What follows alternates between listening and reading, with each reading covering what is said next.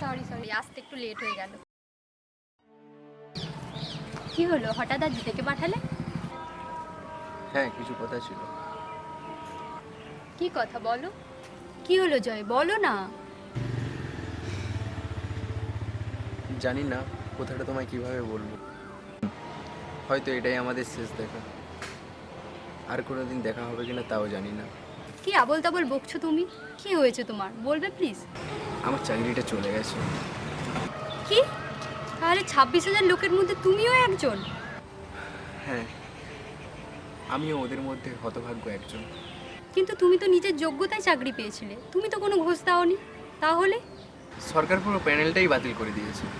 দেখো জয়, যা হওয়ার হয়ে গেছে। এখন আর মন খারাপ করে কি করবে বলো? তার থেকে বরং তুমি একটা চাকরি খোঁজো। আমার আর কিচ্ছু ভালো লাগছে না। এত অপমান আমি আর নিতে পারছি না। বাঁচার মতো কোনো আর ইচ্ছে নেই আমার। ধ্যাৎ, পাগলের মতো কথা বলো না তো। আমি তো আছি, আমি সবসময় তোমার পাশে থাকবো। না স্বপ্না, তার হয় না। আমি তোমাকে আর বিয়ে করতে পারবো না। আর তাছাড়াও তোমার বাবা মা আমায় মেনে নেবে কেন? বাহ জয়, তুমি তাহলে স্বপ্নাকে চিনতেই পারো না। যদি চিনতে পারতে এই কথাটা বলতে পারতে না। আমাকে ভুল বোঝো না স্বপ্না। আমি কি করব বলো? তাছাড়া তোমাকে বিয়ে করে আমি খাওয়াবো কি, পড়াবো কি? আগে নয় বিরিয়ানি পোলাও খাওয়াতে, এখন নয় ডাল ভাত খাওয়াবে। কি? ডাল ভাত খাবে? আর তাছাড়াও তোমার বাবা মাও বা এটা মেনে নেবে কেন?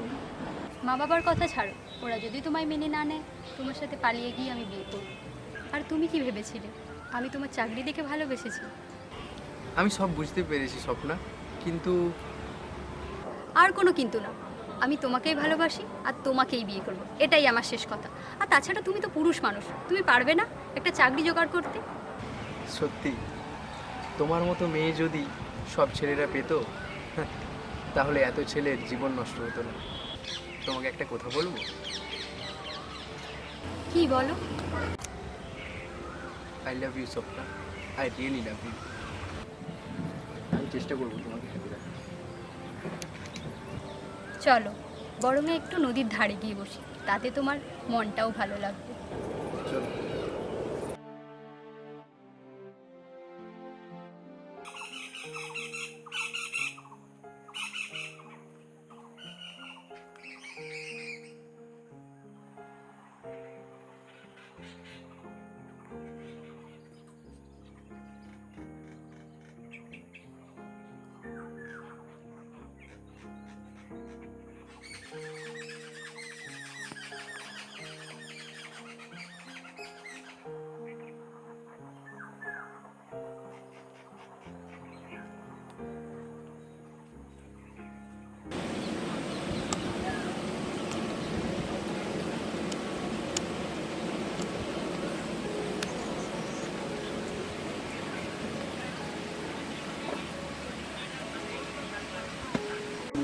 কি বলছিলাম না, মনটা ভালো লাগবে?